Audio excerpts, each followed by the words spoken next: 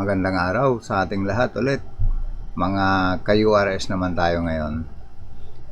Ang video na to ngayon ay papaliwanag ko ngayon yung paano tayo mag-i-encode nung mga balances natin last year. Marami kasing nagtatanong tungkol dun sa pag-i-encode nung balances. Yung dati ba na nilalagay natin sa FAR 1B. Yung iba kasi nalilito. Kahit ako, nalito rin ako kasi nung hinahanap ko yung portion nung paglalagyan ko ng mga balances, like yung balances nung JAA, yung GAO, balances nung SARO, tapos siguro sa part ninyo yung balances nung mga sub-ARO, yun yung maraming question ngayon. Parang yun yung yun yung pagbabago sa URS. Medyo nakakalito pa rin kasi mayroon dun mga pinaka-label nung category o classification, pero parang hindi siya consistent na yun yung information na ipapasok. Ako mismo ay nalilito. Yung label nung classification nung nung allotment. Ngayon, yun yung ipapaliwanag ko rito sa video na to. At saka talagang nawala na dun sa dati na pinaglalagyan natin. Okay, maglalagin po ako dun sa aking account. Umpisa na natin. Dito tayo sa URS, or for your information. Dito sa form na to, sinasabi niya na yung tab allotment, APSA, MAP, CNA, any adjustment, doon na pumapasok doon sa adjustment tab. Dati, pag nag-i-encode tayo ng FAR 1B o yun sa balances ng FAR 1B natin, dito tayo pumupunta, di ba? FAR 1B. So, click natin tong FAR 1B. Tapos, magre-retrieve tayo. Halimbawa dito, yan. Dito tayo sa continuing pala. Continuing, kasi maglalagay tayo ng continuing natin. I-select natin yung sub-allotment, balances. Dito nakaka-confuse nga rito sub-allotment, balances. Parang ang tinutukoy niya lagi rito, sub-ARO kasi sa atin, sa part ng DepEd kasi. Pero dito parang maraming ibig sabihin ng sub-allotment Halimbawa ganyan, regular, tas unobligated. Ganyan tayo, balances, di ba? Ito, regular agency fund, yan lang naman. Tapos, unobligated. Then, dito sa action, i-retrieve natin para makita natin yung ating, ito na yung mga lumalabas na mga allotment na naka-encode sa continuing. Sama-sama na to yung mga sub-allotment na to Ito mga nakikita natin dito mga information, sub-allotment siya from central office to. Dati, pag-click natin dito, mayroon ditong add, may add, parang may add menu item dito. Pwede ka mag-add dito kung ano yung i-add mong item. Ang question ngayon dito, wala na lang ngayon dito retrieve lang, tapos magda-download ka ng PDF or Excel format siguro nitong mga allotment na nandito na nakikita. Dati kasi dito tayo nag-a-add talaga. Pero ngayon, dahil hindi na nga natin nakikita dito, ito yung nakasanayan natin dati. In-explore ko rin lang kasi hindi ko alam Kahit nung nag-orientation, hindi naman masyadong na explain yung ganong side, yung pagpo-post ng ating mga continuing balances ng various allotments, SARO, GAAW, sub-allotment, balances. Basta yung mga continuing balances natin last year na unobligated. Dito ko nakita sa may portion na to na adjustment. Yan, dito sa adjustment na to. Dito lang nakakalito kasi APSA yung isang tab and MAP. Di very specific yan na pag dito ka nag-click, magki-create ka ng APSA or map. Dito naman sa sub-allotment, yan, click natin sa sub-allotment, then yes. Sa understanding natin as DepEd, kasi may sub-allotment tayo, kiklik dito anong quarter. Parang sub-arrow ang dating. Sub-arrow ang dating sa part natin. Kasi may sub-arrow tayo. Pero pag tinignan mo yung laman nitong mga item dito, parang ibig sabihin dito, wala kasi tayong definition nito eh. Sana may definition dito yung URS. Kung dinidefine, ano ba itong sub-allotment? Sub-allot. Nagsasub-allot ka ba? Tumanggap ka man ng sub-allotment? Kasi ang nangyayari dito, parang nandito na rin yung mga balances. Isa-isahin po natin Dito pumapatak na ngayon yung, dito mo na makikita yung hinahanap natin dati dun sa FAR 1B. Isa-isahin natin dito sa transaction type. Halimbawa, continuing. Kasi continuing ang kuha natin Siyempre, pag current yan, parang sub-allotment ang sinasabi dyan. Yung continuing ang gusto nating makita kasi yun yung ating ipapasok ng balances natin. Dito sa sub-allotment, nakaka-confuse kasi dito Choose sub-allotment to, sub-allotment from. Pero pag clinic mo ito, nandito yung sub-allotment to, sub-allotment from. Tapos mayroon siyang JA, may SARO, may balances. Halimbawa, ganyan. Iba-ibang effect niya Pag sub-allotment to, ganito ang effect niyan. Obligated. Tapos retrieve. Tingnan lang natin yung effect para makita natin. Anong lumabas? Sub-allotment to. Tapos, wala naman ditong item na yan. Parang magsasub-allot ka, magta-transfer ka.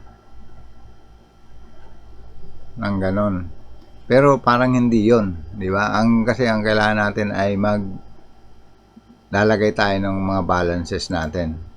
Parang ito, tingnan natin tong balances. Balances. Unobligated. Regular agency fund. Tapos, retrieve. Yan. Ganyan ang lumalabas. Pero ang tanong kasi dito, para lang malinaw sa atin ano tong balances? Ano yung sinasabing balances dito? Kasi medyo pag very generic tong balances na item dito. Anong sinasabi diyang balances? Balance ba yan ng JA, SARO, sub-arrow? Yun yung tanong ko dyan Pero sa choices, pag clinic mo yan, mayroon kasing choices dito na ito parang pag inintindi natin sa allotment to, nag-transfer ka. Ikaw yung nag-issue. Sa allotment from, ikaw yung recipient.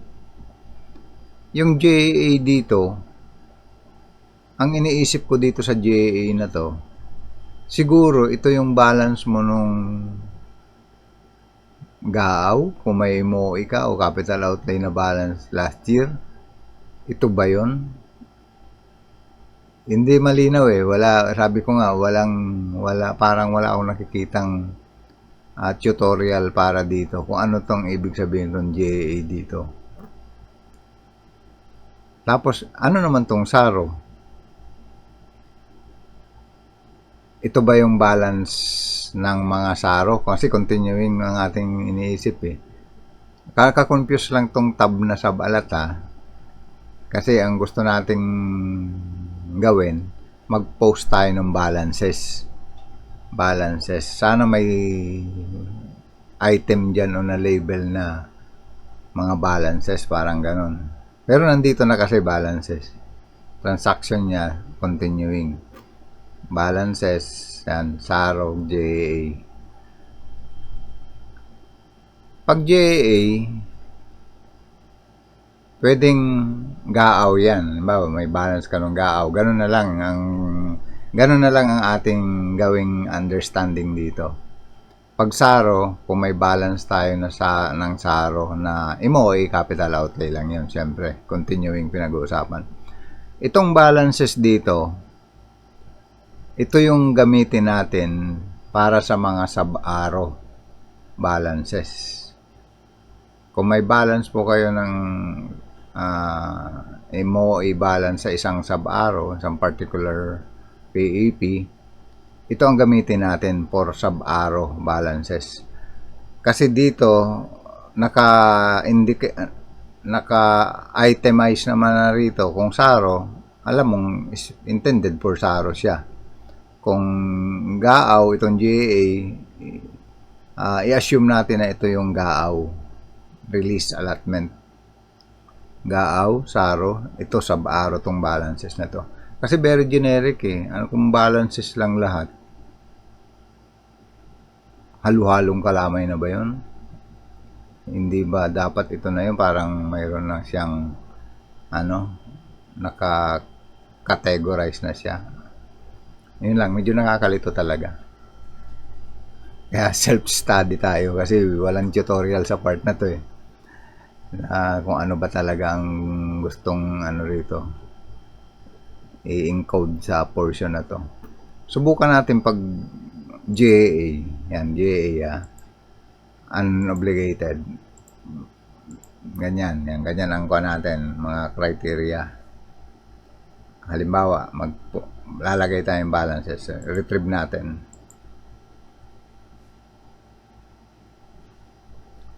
Pagpalagay natin na balances po yan ng GAAW ninyo na MOE or capital outlay. MOE na lang kasi wala naman kayong capital outlay na GAAW. Mga sub-ARO lang possible sa case ng DO, Tapos dito wala po kayong makikitang add item. Yung iba, nung una nalilito rin ako, nandito pala sa itong na to, yung gear icon. I-click nyo ito. Yan, nakita nyo, pag click nyo uli, i-hide nya. Click nyo, tapos nakalagay dito JA yung sinili kasi natin. Pero nakalagay dito, enter SARO sa ARO number. Di ba?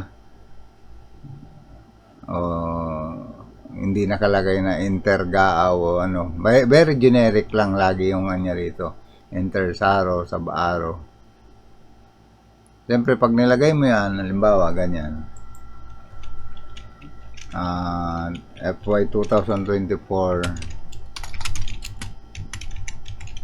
GAAW sample. Titingnan mo ngayon yung date niyan. Ano bang date nung GAAW nung 2024? Parang pagpalagay ba natin January 1. Fund source continuing. Bawa sample ko lang sample natin yung junior high school operation. Hanapin natin yung junior high school. Junior high school. Pwede nyo i-type na ganyan lang, keyword. Tapos MOE siyempre.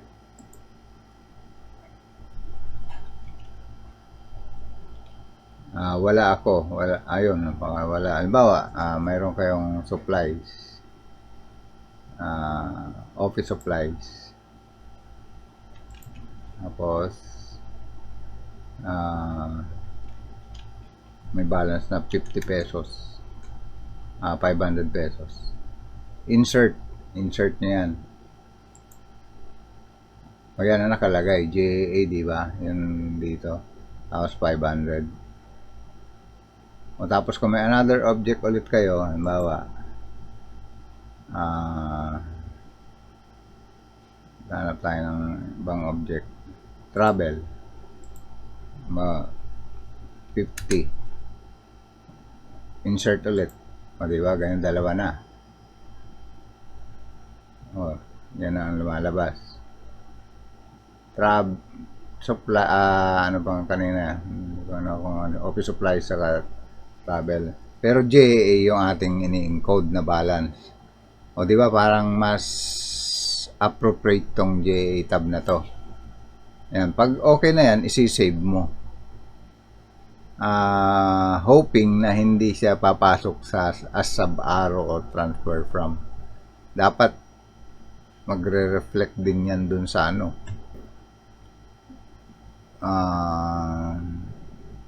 Par 1, par 1A. Pag ganyan, di ba? Dapat. Ito yung ano natin par 1B, nasa adjustment tayo Parang yun ang pumapasok Si-save niya yan. Pero ako hindi ko i-save. Clear ko lang yan. Tapos, balik tayo rito ngayon. Ang i-select naman natin ay yung SARO. Pag SARO, unobligated. Kayo naman siguro wala kayong SARO na MOE. Sa central office lang meron yan. Kasi kami ang kadalasang meron. Minsan siguro sa region pag may request. Tapos ganito ulit.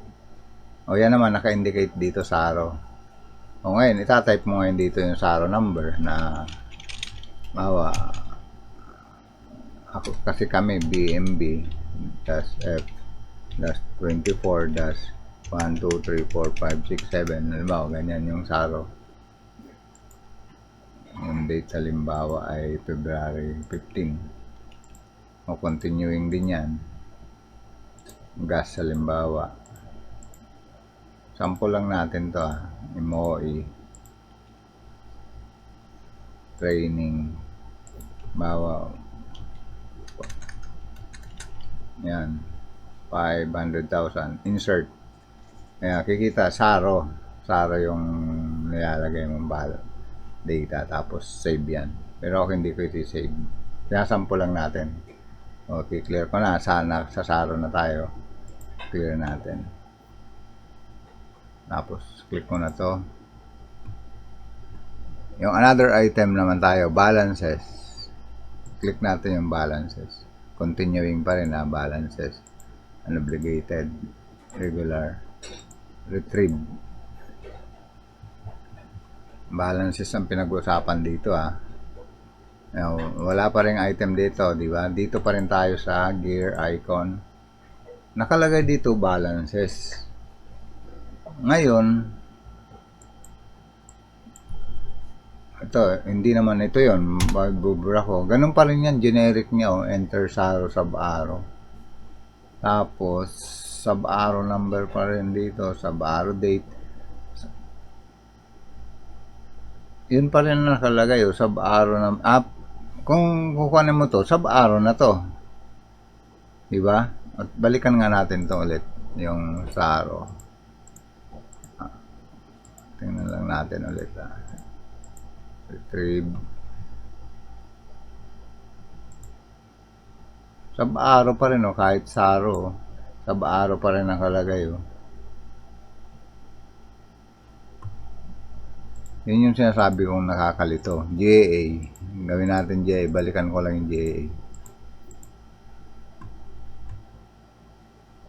Tapos dito. Na JA na yan. Kaya mo, sub-arrow number pa rin dito. Diba? Tapos ito, generic lang lagi siya na Kaya medyo nalilito talaga ako rito sa part na to.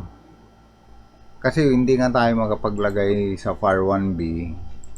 Pag sa par 1B tayo dito, yan, last continuing, lagay natin balances,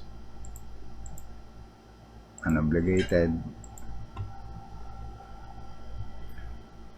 yan dapat may item dito na add item para sa mga continuing balances. Sana ganyan lang sana yung tapos magamili tayo ng item na yung kung ano ipopost, pero wala na nga dito. Wala namang gear icon dito pag nandito tayo sa par 1B list of allotment. Kaya dito tayo sa adjustment talaga. Yan, adjustment. Sub-allotment. Yun yung nakakalito. Ano ba yan? Sub-allot ba yan? Continuing. Tapos balances. Yun nakakalito eh. Ito parang kung ano yung natanggap mo, ito naman yung in-issue mo. Ito naman, JA. Anong sub-allotment? JA, sub-allotment SARO. Medyo nakakalito. Unobligated. Kung ito naman balances, pwedeng iba't ibang klaseng balances na lang. Pwedeng ganun na lang, sabihin balances. Yun, medyo nalilito talaga ako ron. Pero, yun nga, kanina explanation ko, baka pwedeng i-assume na lang natin na kung may balance po kayo ng JA, dito nyo ilagay sa JA, GAAW. Kung may balance po kayo ng SARO, hindi naman applicable sa inyo. Kung JA dito. Tapos kung may balances po kayo ng sub-arrow, itong balances na lang i-select nyo. Yan na, malinaw po ah. Pag balances na sub-arrow, dito na lang kayo sa balances. Pag balance ng GAAW, itong JA yung i-select ninyo. Ganyan.